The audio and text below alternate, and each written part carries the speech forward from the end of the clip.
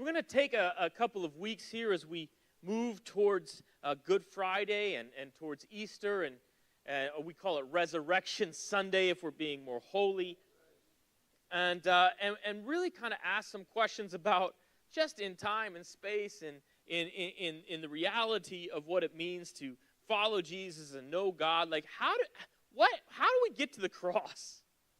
Like, if you ever watch documentaries, anybody watch documentaries? My wife is a documentary person, right? And it's like, and for her, and this is what I don't understand, you already know the outcome, right? You already know, yeah, that person dies. And yet we'll watch the whole documentary trying to figure out the thing that we already know. And so we know the cross, yes? But what we're really going to do over the next couple of weeks is just ask that question, like, how did we get to there? What's that all about? Why is it so important? How does it fit in this timeline of the world? And one of the things that often is talked about on our talking about the cross and the necessity of it and the things in the Bible that point to it is the flood, right? And if I was to ask you, give me a little brief, spiel, right? Like one sentence. What is the flood all about? Could you give me a one sentence, what's the flood all about? Like, have you thought about it? Like, I haven't heard about it a few times. Anybody? God got sick and tired of what? Of people doing what? Sinning, right? And then what did God do? So he destroyed everything, yes? Okay, and then what happened? What? And then he made a covenant. Okay, so let's put it this way. God gets angry with people, right? And he decides to wipe out everyone and everything with a giant flood and start over. Yes? And there's a rainbow. Right? Is that about right? That sounds about right. And if you see the picture, there's the ark, there's the animals on the ark, and then there's a rainbow over it. Yes? Right? This is what it's all about, right? And just so that we're not being assumptive, some of us may not know all of the Bible stories, but I actually knew this story even when I didn't really follow Jesus because it's kind of everywhere. But here's the idea, yes? We have this moment in time where after Adam and Eve are removed from the Garden of Eden, sin begins to multiply as people do, all right? And God gets to a point of saying, enough is enough, and he sends this flood that wipes out animals and plants and people except for one family and those that God preserves in an ark. As they come out of this ark, God makes a covenant with them. This covenant involves a rainbow and says that I will never judge the world in the same manner as which I have here. All right? And so this is the family, this Noah's family, and this is part of the history not just of the Bible but of our world. Okay? And it actually, I think, explains a lot of things that we're trying to figure out scientifically. But I digress. Today, I'm not going to geek out on these things. I'm going to try really hard to stick to the topics here. But if you want to engage on discussions around the flood and the sons of God later, come and talk to me. I have lots of thoughts. All right. What also is inherent in this story, then, is this discussion of this terminology, total depravity. Has anybody ever heard total depravity before? Kind of gets thrown in right away with this. What does total depravity mean?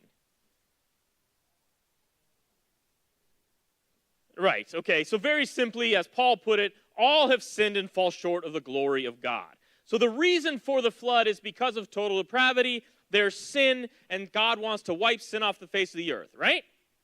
That's what I've always thought, too. I kind of stuck that place, and it's interesting because I started thinking about some other things as I was preparing for this, and God kept sticking me at the beginning, just talking about where the sons of God in Genesis chapter 6, and I started to have these thoughts, and then Pastor Littlejohn and I had our pastor's meeting on Wednesday, and he's talking about all this stuff. He's like, ha, ha, ha, I would never preach on it. In my mind, I'm thinking, me neither. Who would start that? It's just a lot of stuff to go on. And then after we got done, and I got to Thursday, God says, you will. And I said, oh, man. Because it's hard to find. I read lots of stuff. I read so much stuff to try to understand what I felt like God was showing me, that I went a little bit crazy, and then finally I said, you know what, forget it. I'm reaching out to one of the preeminent scholars of our day, and I did. And she responded to me, and she said, you're not crazy. And I went, whew, thank you, Jesus. So what I want to do first and foremost is just we often talk about this as God's kind of great reset, yes? And in many ways, it is. So let's just look for a moment a comparison between Genesis 1 and Genesis 9. All right, so it can be a little bit out of order, but I want to talk about three things today. The importance of image, okay? The inadequacy of this world, all right? And the inclusiveness of the cross. All right, so I want to just start with the importance of image and what the flood has to do with that, because I think it's a piece of it that we often just flat out miss. Because on my journey here, all right, with this idea of total depravity, and this is where the title of our sermon comes in today. The title of our sermon is Giant Depravity, and we'll unpack that. I kept asking myself this question, like, God's not a dummy, right? Correct? Is that something we can all affirm today? God's not a dummy? Right, so God knew that a flood wouldn't wipe out sin. Yes? So it couldn't quite be that he sent a flood to wipe sin off the face of the earth, because he already knew that nothing on earth could wipe away sin. Yes? So there has to be more to this thing than as simple as we've made it. Listen, there was total depravity. God just went ahead and cleaned the whole earth up and then set Noah back in there because he had never sinned. That can't be true. Right? And then there would be no sin that there's something else going on here. And so I really wanted to think about this, and it kept coming back to this idea that in this whole thing, there's this violent misuse of those who bear God's image in this story. And God is trying to teach us something about what grieves his heart and about his own sacrificial nature and all of these things. So let's look at Genesis 1, when God sets up a sin-free place and what he charges Adam and Eve with, in reflection to what he charges Noah's family with, all right, in Genesis chapter 9, when he resets the world and his expectations after the flood. And let's maybe find some things in there. So in Genesis 1, 28 through 30, it says, God blessed them, and God said to them, be fruitful and multiply, and fill the earth and subdue it, and rule over the fish of the sea, and over the birds of the sky, and over every living thing that moves on earth. We understand this? It's often called the cultural mandate. Go out, you got to plow the fields, you got to do all these other things, right? Genesis 9, 1 through 2, it says, then God blessed Noah and his sons and said to them, be fruitful and multiply and fill the earth. Now, before he said subdue it and rule over it, this time he says the fear of you and terror of you will be on every, which is the same thing, by the way. This is having authority over every animal of the earth, on every bird of the sky, on everything that crawls on the ground, and all the fish of the sea. They are handed over to you. You are in authority over them. Does this make sense? You have power over them. Yes? It doesn't say you have power over one another. I'll just keep coming back to that just so we understand that. Because you do have power over the other created things, correct? So we're going to go down this line. These are the things that God says, yes, this is what we're still doing, right? Right? These are the things that you're, or not still doing, but these are the things that are okay. These are the things to do. So in Genesis, he tells them these are the things to do. Then in 29, Genesis 1:29, then God said, behold, I have given you every plant yielding seed that is on the surface of all the earth, and every tree which is fruit yielding seed. It shall be food for you, and to every animal of the earth, and to every bird of the sky, and to everything that moves on the earth which has life, I have given every green plant for food. And it was so. So God establishes, I've given you all of these plants. You're supposed to eat them. The animals are supposed to eat them. That's how life is going to be continue. Correct? Okay, got it. Now, in chapter 9, verse 3, it says, every moving thing that is alive shall be food for you. I have given everything to you as I gave the green plant. So we're seeing something has shifted a little bit here. Before it is, I gave you every plant to eat, and I gave the animals plant to eat. Now he's saying, in addition to plants, I'm also giving you animals to eat. This is interesting because what we see in this is that in the garden there was no death, correct? So whether we understand fully what God is doing or not, we see that in some ways he is saying that depravity, that sin, that death is going to continue, but it would seem that maybe he's reordering how we're supposed to live in the space of a depraved world. Okay? Because he's actually saying that there will be death. Now, in Genesis 2, 15 through 17, these are the things that God says, this is how I want you to go. Which the key of is to be fruitful and multiply and extend his kingdom and be his emissaries, right? And be reflections of him over the earth with all that you do, right? And to do it in a respectful manner of who he is and of who others are in him. That's essentially what God calls us to. And then in Genesis chapter 2, the one thing that he says, this is what you're not supposed to do. This is going to destroy this great thing that I have set up for you. Correct? Does that make sense? This will destroy what I've set up for you. Okay? Is that the Lord took the man, put him in the Garden of Eden, cultivated it, and tended it to what? To rule, to subdue, to extend his kingdom. Then the Lord God commanded the man, saying, from any tree of the garden you may freely eat, but from the tree of knowledge of good and evil you shall not eat, for on that day you eat from it, you will certainly die. When you do this, you are going to end this thing that I am setting up. Yes? When you do this you do, this you do, this you do. I've approved all of these things for your purposes, right? But this thing, if you do it, is going to kill everything. It's going to mess it up. You're not going to be able to enjoy the life that I'm setting up for you. Does that make sense? Okay. So now what does he say to Noah in chapter 9 and his family when he sets up this new thing that he has done after the flood? In verse 4 it says, but you shall not eat flesh with its life, that is its blood. So he said, yes, yes, yes, yes, yes, these are the things you do. Now, just like he said in Genesis chapter 2, this is what you don't do. Now he says, this is what you're not to do. I certainly will require your lifeblood from every animal. I will require it. And from every person, from every man and his brother, I will require the life of a person. Now, can be a big concern. What does this all mean? It's simply, there's a consequence for death, always, always. And there's a respect that needs to be given back to God for animal life. It is a sacred thing that God has given you. It's a gift. All right? And God is telling them, be mindful of the fact that everything is, don't take these things for granted. You need to have a respect for life. And beyond that, a respect for the giver of that life. And so when it talks about giving back and not, it's even draining the blood or not eating the blood, is this acknowledgement that it's a gift that God has given us, that he's allowed for us to have, even though, right, it perpetuates this cycle of death.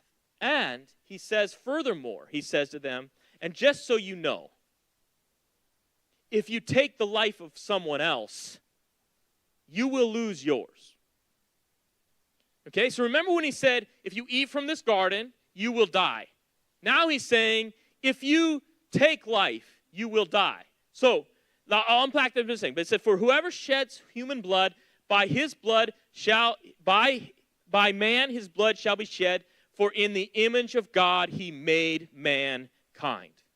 So what he is saying in all of this is, we, each and every one of us, he says, each and every one of you, he says to Noah's family, and we'll get into all of that, has been created in my image. And what you cannot do, these are the things you can do, but the moment you start to disrespect, disregard, and diminish the image of God in your fellow human beings, you will mess this thing up.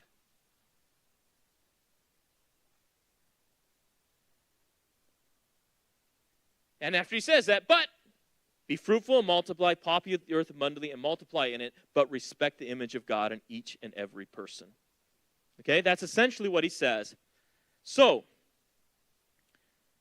there is no greater contempt for life and for the image of God than killing somebody. We understand that. But even Jesus himself says if you hate your brother, it's equivalent to murder because you're hating the very image of God. Do you understand this? This is a very big deal, all right? So something beyond just, so oftentimes when we talk about the flood, we just say, hey, everyone sinned, there's sin everywhere, and so that's why God came and he wiped it all out. But something beyond this individual total depravity, this individual sin of individual people is going on here.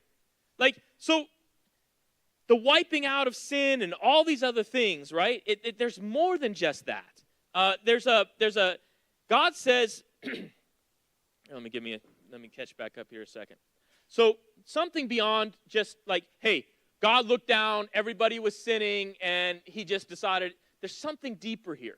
Because he really is focusing on something out of the flood that we also have to take a moment and reflect on. So God's not recreating Eden. What he's doing is he's establishing ground rules for living in a depraved world. He's establishing ground rules, and at the core of all of it is this: don't disrespect the image of God in your neighbor. That's at the core of his reestablished society, right? And this is important because if you think about it that way, the first and second greatest commandment, yes, love the Lord your God with all your heart, soul, mind, and strength. Love your neighbor as yourself. It's almost as God is sacrificing his own being loved to ensure first and foremost that his children are taken care of. This is interesting because as soon as we start to see it that way, we understand even the progression of our biblical history. So then we have to ask this question, if that's the case, what really led to the flood? Was it just sin? Because we still have that. What was the purpose of this flood? And so this brings us back to Genesis 6. I'm trying really hard to be efficient today because I know my time is fleeting. But in Genesis 6, 1 through 8, we're going to read that together, and then I'm just going to try to get through it quickly and efficiently without it become sensational. Now, it came about when mankind began to multiply on the face of the land, and the daughters were born to them. So now we see Adam and Eve, they've been out of the garden, they begin, and we understand we get this genealogy before this, people live in 900 years, right? Having lots of kids. And at this point, it says the sons of God saw that the daughters of mankind were beautiful, and they took wives for themselves, whomever they chose. Then the Lord said, my spirit will not remain with man forever, because he is also flesh. Nevertheless, his days shall be 120 years. Now, a lot of this is controversial. There are so many different takes on all of this. I'll just say the way that I see this. If you take this from a biblical contextual reality, okay, God says in verse 3, my spirit will no longer shield mankind forever. Like, let them just be doing whatever they want and just turning my eyes away from it. So he kind of puts a limit on how much longer this season is going to last. Because we do see that Noah lives more than 120 years afterwards. And if you want to understand why I believe that life is shortened afterwards, I'll talk to you about UV light. And we can do that another time. And then it says the Nephilim were on the earth in those days. Now, some of your passages, some of the things will say giants, okay? And that's good. Keep that in mind. And also afterward, the sons of God came into the daughters of mankind, and they bore children to them. Those were the mighty men of old, men of renown. Then the Lord saw that the wickedness of mankind was great on the earth, and that every intent of the thoughts of their hearts was only evil continually. So the Lord was sorry that he had made mankind on earth, and he was grieved in his heart. Then the Lord said, I will wipe out mankind whom I've created from the face of the land, mankind and animals as well, and crawling things and the birds of the sky, for I am sorry that I have made them. But Noah found favor in the eyes of the Lord. We have this because we see two frames here. We see God's grace in shielding even the sinfulness, and we see God's grace in preserving humanity, because if he truly wanted to wipe out sin, he would have taken out everybody, and none of us would exist. What it says is that he felt bitterly indignant. Why the flood? Because he felt bitterly indignant. It expresses the most, it's like the most intense form of human emotion. It's like a mixture of rage and bitter anguish. It's the same word, if you know the Bible, Dinah's brothers feel this way when their sister is raped. So I want you to kind of get this picture of the feeling that God's having in this moment, because we don't even know that, because God's not human per se. We have to use human terminology to try to understand what's going on. It's how Jonathan felt when he found out that his father wanted to kill his best friend. That's that feeling he had. And when David learns of Absalom's death, he feels this anguish. It's the hurt that a parent has when they see the disobedience of their children. It pains God. This is not all anger and rage. It's mostly heartbreak that he's seeing what he's seeing. And so he makes a decision. He says, I'm going to wipe out mankind. It's the same, that wiped out idea is the same as erasing names from a record, or cleaning plates. In 1 Kings, it talks about wiping off the plates. God's like, I need to clean this thing up. So why the regret?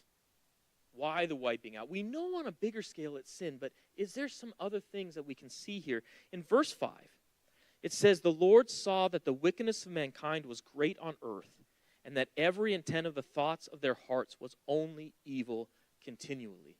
It had devolved to the point that no one was seeking or looking at God, and they were doing evil in everything that they did.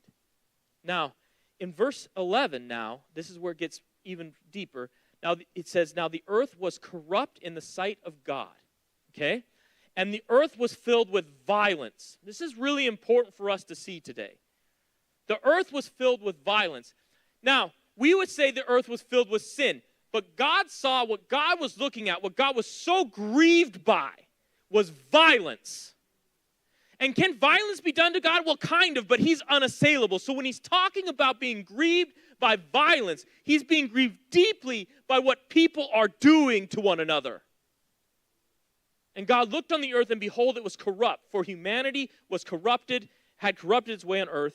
And God said to Noah, the end of humanity has come before me, for the earth is filled with violence because of people. And behold, I'm about to destroy them with the earth. And so if we look at this word, this violence, it is physical violence, right? But it also can be injurious language, poor treatment. When Sarah's complaining about Hagar, kind of making fun of her because now that's the same word. It's this disparagement of someone else. And oftentimes ends in this hideous display of physical violence, but it's not always that. It's the belittling of human value and life with force because of some power you have over someone else. Now remember, was that ever God's intention for us to have power over each other? No. So violence is the very opposite of what God created his people for. And what we see here, if we start to look at what violence God is talking about, how this power inversion has happened, and what's going on the earth, if we look on verse 2, it says the sons of God. Now, who are the sons of God?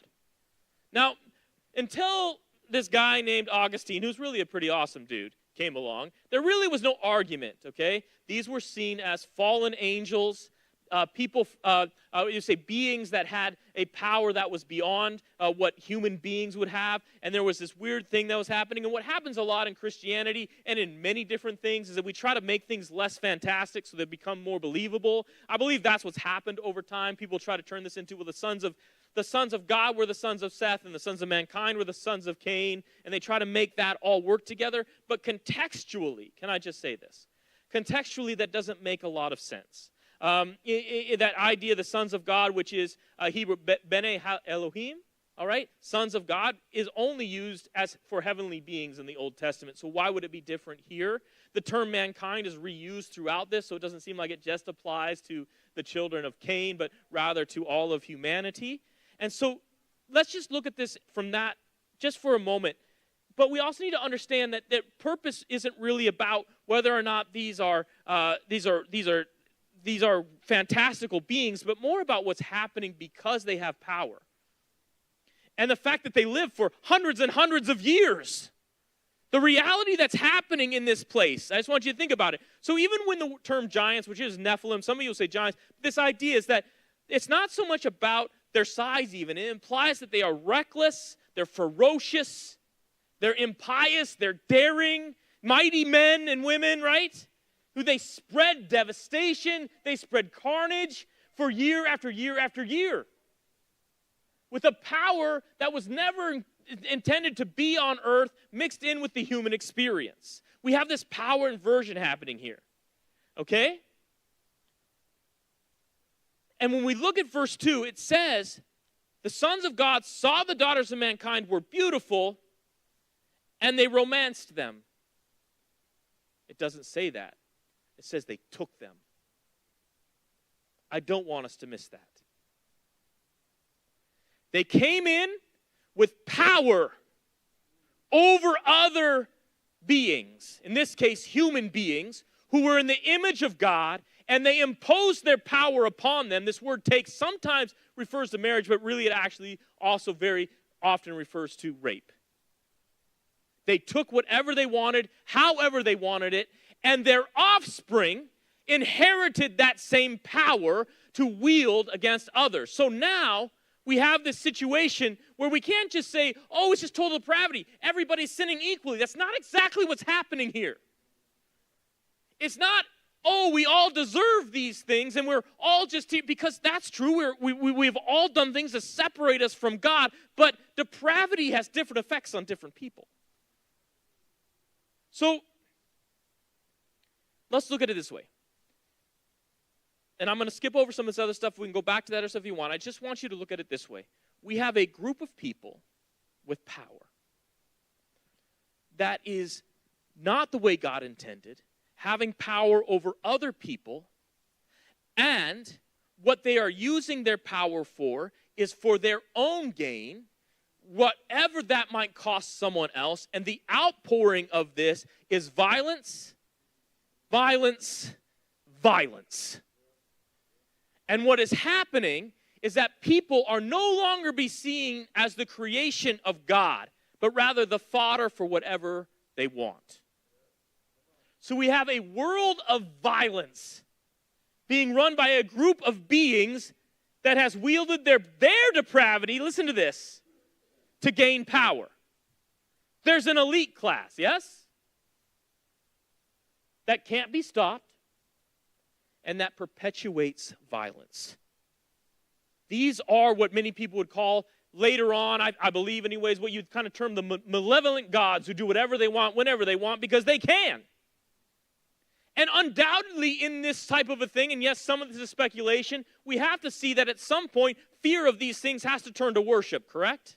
So now we have an entire society turned upside down, power in the hands of those who shouldn't have it, lording it over others that they shouldn't be lording it over, diminishing the image of God in those who are made in the same image of God as they are, and being worshipped because no one can get out of this cycle of violence. This wasn't a giant party. This was a terrifying reality. The issue is not just that sin is in the world, it's that it has resulted in a world ruled by unchecked power and violence. And what makes it worse is it seems that it's without end. We're talking about beings living for 900 years. How about 500 years into your life and all you've seen is you've barely escaped the 500 years because you're one of the ones that doesn't have any power and you live in fear for 500 stinking years. There's a power inversion. An inherited one, by the way. Inherited by the flesh and the deeds of the flesh. And it's left this world in chaos. Suffering was not equal. Yes, all have sinned and fallen short of the glory of God, but suffering was not equal.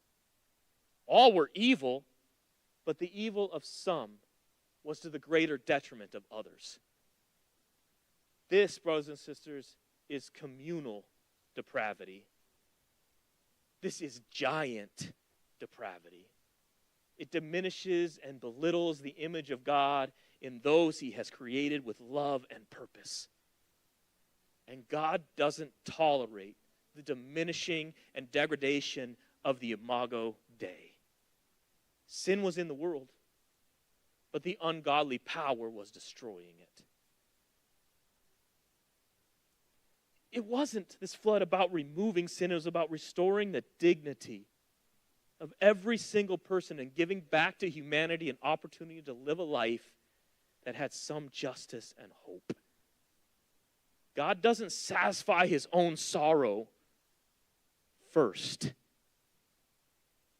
He looks at his children and says, I can't watch them suffer anymore. And God chooses the powerless, not the Nephilim, not the giants. He chooses the powerless, the Noahs. He removes the power gap, and he gives provision to the weak. I'm going to show you that in a second. Brothers and sisters, God levels the playing field back out. You look at Genesis 7, 2 through 3. If you miss it, you miss it. But if you don't, you see it. God says, you shall take with you 7 pairs of every clean animal, a male and his female, and 2 of the animals that are not clean, a male and his female.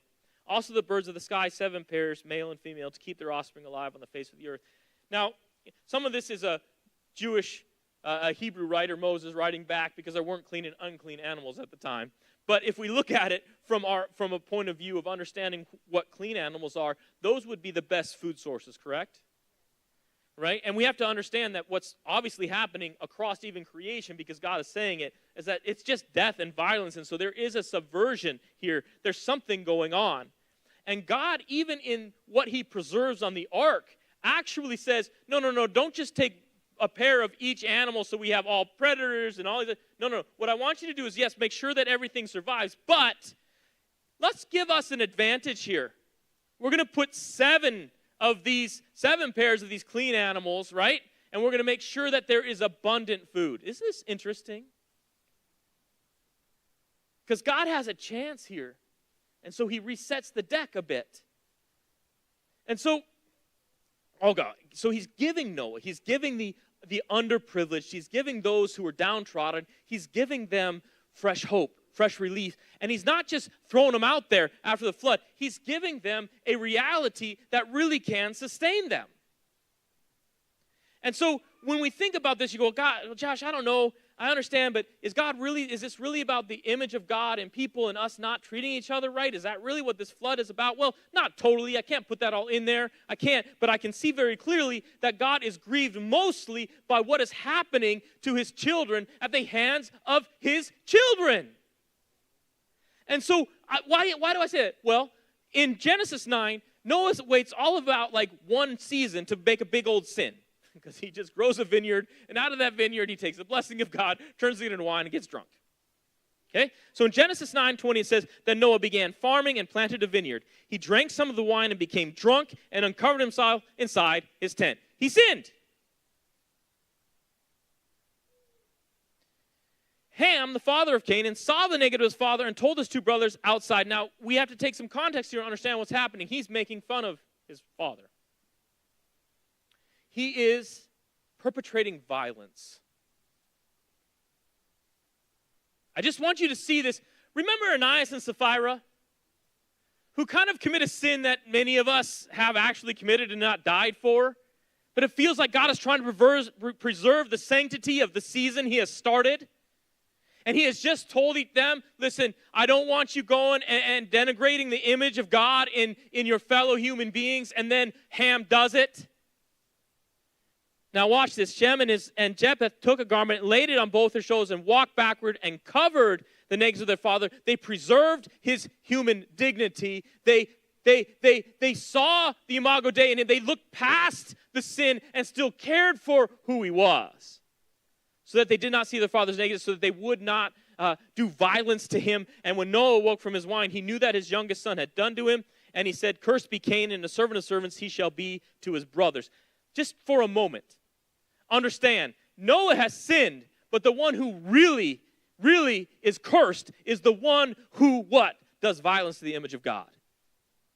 I don't want us to miss it, and I don't want to overplay it, but I need you to see it. This is a big deal, and God resets the earth and understands that there is depravity, but he puts limits on it, and he says, listen, I understand that there's going to be some separation between us, but if you take this depravity and you use the power that you have gained in this depraved world, and you use that power to destroy the image of God in someone else, know that it grieves my heart more than anything else. And I want you to think about this. Think about Jesus and the sheep and the goats.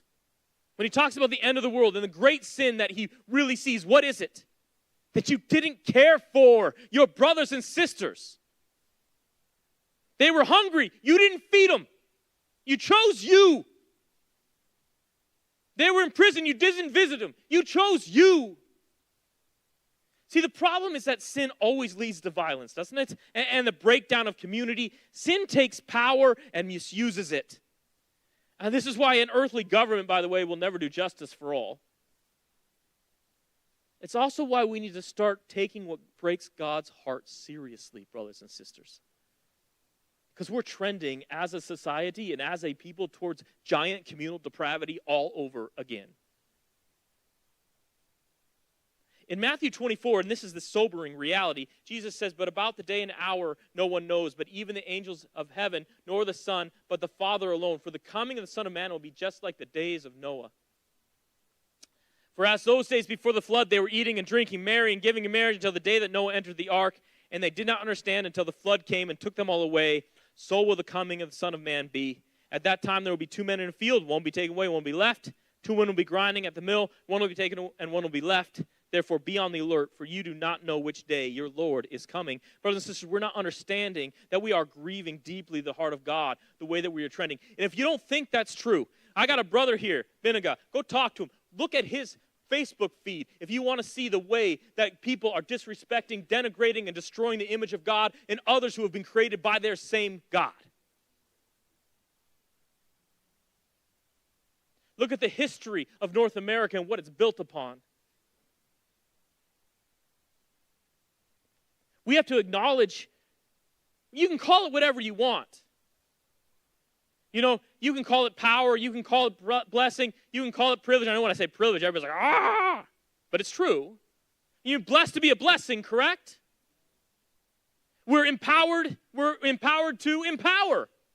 We're privileged to help the underprivileged. Does that make it easier for us to digest the reality that even in this room sitting here today, we have greater blessing and privilege than most people in the entire world? So we have to acknowledge that. We all have privileges. And we all have detriments. We all have places. And listen, all of us, even in this room, have people who have power over us to make our life better or worse. And we need to understand that our power, our blessings, they can either affirm or degrade the image of God in others. And when we use our privilege, our power, our blessing for our own good, it deeply grieves God's heart. When we choose ourselves, because it's not his character, it's not what he did. See, with the flood, he chose us over satisfying his own needs first. This is sacrificial giving. And brothers and sisters, I'm going to go quickly through these 2 remaining things, but I need us to not forget this. I need us to see it for a moment. I want you to look around this room. Every single person in this room is made in the image of God. Every single one. Every one. And every single one of them is a precious child of God, whether they acknowledge it or not. Every single one. And while they may not do what you like, and while they may not help you get where you want to get, God never in his entire eternity ever gave us permission to use our authority to degrade, to despise, to humiliate, to speak against his image in the people he made.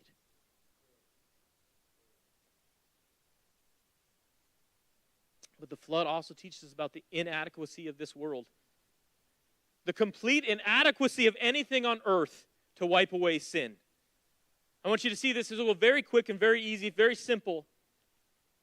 But I want us to understand, in order for us to get to this place where we are, in fact, loving one another, loving our neighbor in place of ourselves, we have to understand that we get to that place not by finding these things. And we have to understand that while many of us have had different experiences of what depravity has done to us, we walk around this room, we'll know that some of us have suffered deeply because of the depravity of others, and some of us have had not. But that the answers to all of these things do not lie anywhere here. So in Genesis 7:11-12, it says, in the 600th year of Noah's life, in the 2nd month, on the 17th day of the month, on that day, all the fountains of the great deep burst open. Man, you should close your eyes, everyone, and think about this. You're just standing on the ground. And all of a sudden, it doesn't earthquake, split open. There's a gap. Water starts coming out. Just everywhere. It's like geysers everywhere, right? The great deep burst open. The floodgates of the sky were open, and rain fell upon the earth for 40 days and 40 nights. We had water washing over the entire earth, coming up from the bottom and from the top for 40 days and 40 nights. We get to verse 17. Then the flood came upon the earth for 40 days, and the water increased and lifted up the ark so that it rose above the earth. The water prevailed and increased greatly upon the earth, and the ark floated on the surface of the water, and the water prevailed more and more upon the earth, so that all the high mountains everywhere under the heavens were covered. Nothing is left to be seen. The water prevailed 15 cubits higher than that even, just to make sure. I mean, think about it. Yeah, you got to the top of the mountains, but I just stood on top of the mountain. No, you didn't. Nothing survived. So all creatures that moved on the earth perished. Birds, livestock, animals, every swimming thing. Now I want to go to verse 24. I'll skip to that. The water prevailed upon the earth for 150 days. Listen, if anything was ever going to wipe sin out, to just make it so that we could all just live forever in harmony, if only there was no heaven and no hell, la, la, la, la, la. If anything was ever going to do that, this was it. If anything on earth could purify it, this flood would have done it. But it didn't. So what did it do? What did it? Well, it did. Listen, these are the things that we on earth can still do, and God shows us with it. It did create a safer place, didn't it? There are ways for us to use the things of this world to create a safer place for others. Yes? Can we affirm that together today? There is a way that God has given us so that we can live out his command to Noah and to his family to create a world where the image of God is respected in every human being. There is a way. It shows us, right, that we can create a safer place. That we're able to create new boundaries. Yes? Safer boundaries, things that are better for this world, and create a more level playing field. Right? We have the capability, even us in here. Yes? I know it makes us uncomfortable to have these conversations, but we have the ability. It is in the power that God has given us through his command and his commission to Noah, by extension us, to do that. But what could it do? It could not remove sin and its effects. Because we see Noah sins almost immediately. So what we learn is that we need something beyond this world, brothers and sisters. And not just, listen, this is where we talk about, this is total pride. We need something beyond this world to take away our sin and reconcile us to God, and that is true, and that is beautiful, and that is wonderful. But if we are looking at this passage, we understand that the depravity in this world has caused suffering that is unequal. Each one of us also can say that the depravity of others has led to suffering in our own life. We have things that are hurting and pained, yes? We have things that we feel guilty and shameful because we've done to others, correct? We have things that have been done to us, and we walk with a limp. And all of us in this place, one space or another, and brothers and sisters, you need to hear me. We've all looked for ways to take care of that shame and that guilt, oftentimes burying it under more things that cause more shame and guilt. We've all looked for ways to make amends. Who's heard that before? All these things, we've all looked for ways to soothe the pain. Man, have I tried some unique worldly ways to make the pain just go away. And if the flood would teach us not just that God, it grieves God's heart when we hurt one another.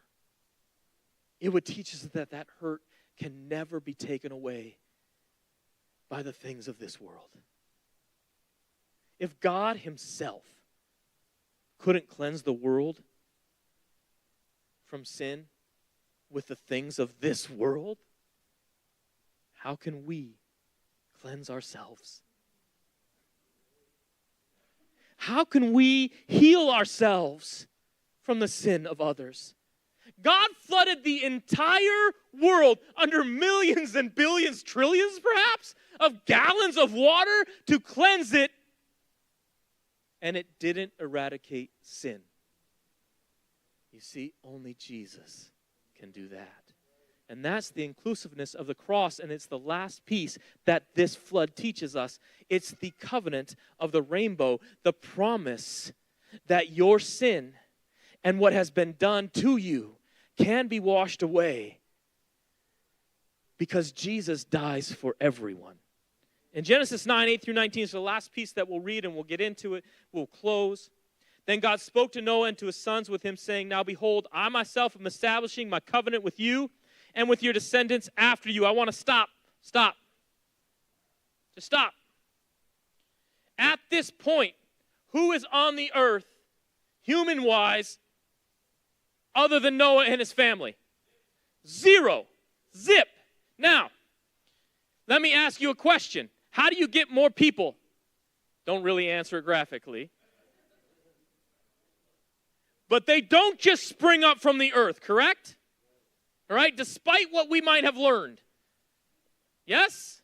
That's not how it works. Meaning that if there are any people on this earth, they came from where? Noah's family. Meaning, oh, come on now. Come on now. When God speaks this promise to Noah's descendants, who is he speaking to you? I said, who is he speaking to you? Who is he speaking to? You!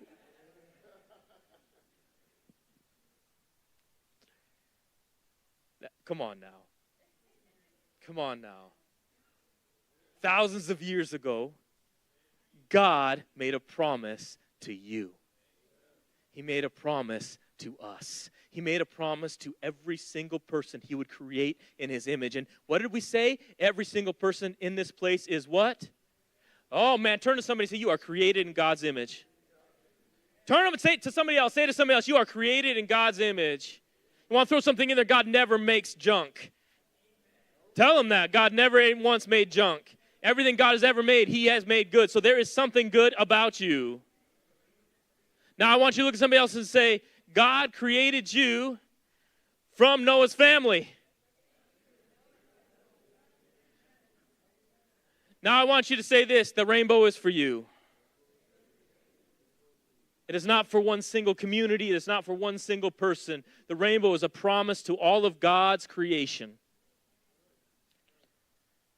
The birds, the livestock, every animal on earth with you, all that comes out of the ark, every animal of the earth, I establish my covenant with you, and all flesh shall never again be eliminated by the waters of a flood, nor shall there again be a flood to destroy the earth. And God said, there is the sign of the covenant which I am making between me and you and every living creature that is with you, for all future generations. Hallelujah! I am a future generation.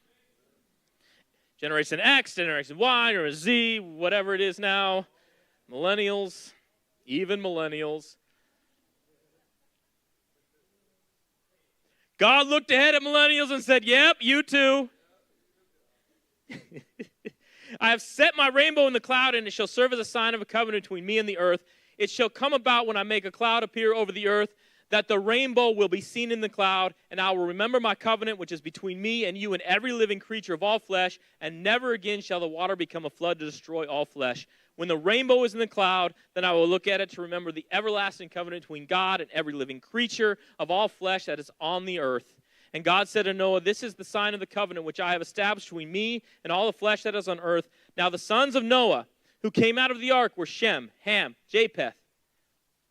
And Ham was the father of Canaan. These three were the sons of Noah, and from these the whole earth was populated. We are in this thing. We're a part of it. Right? When I was young, it was a really, really silly, stupid song. When it rains, look for a rainbow. Anybody ever heard that? No, whenever I talk about the song, everybody looks at me like I've got something growing out the side of my head. When it rains, look for a rainbow. It will be there so. It's really corny. No need to feel bad, be sad, you had better be glad. No? Nobody? Man, I think it's Salty Salter Hymnal or something like that. Yeah, anyways. Well, I understand why nobody in Vancouver would know it. You've never seen a rainbow.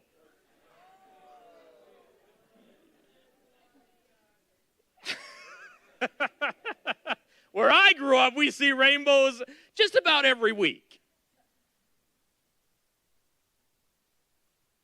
God puts a bow in the cloud, and he aims it back at himself, and he says, I will take care of the rest.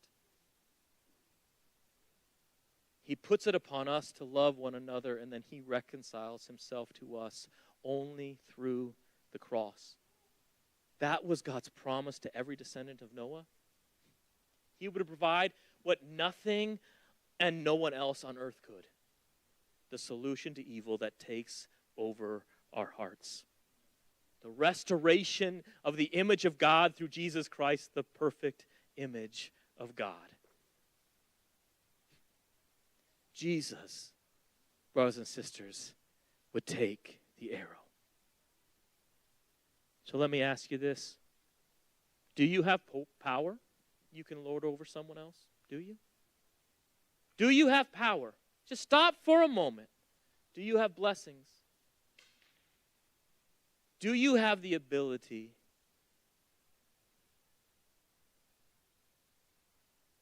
to improve someone's life in any area of yours? Let me ask you this question. Do you?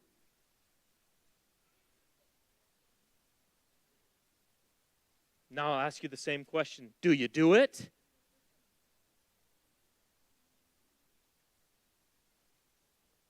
Or do your blessings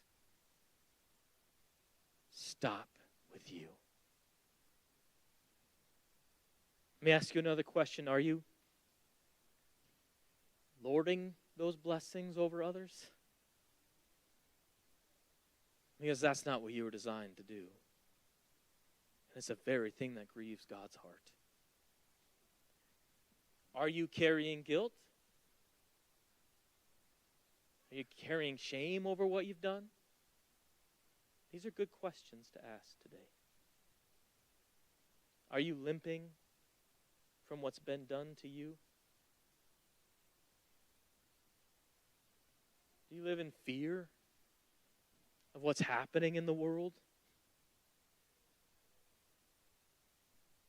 Do you live in fear of the people of this world? Those wielding the power? Today, this is what I would encourage you as we close. This is it. Give Jesus back your power. Give him back your blessings. Give Jesus your sin, your guilt, your shame. Give Jesus your pain, your suffering, and your sorrow. Give Jesus your fear. Because, brothers and sisters, he is for you.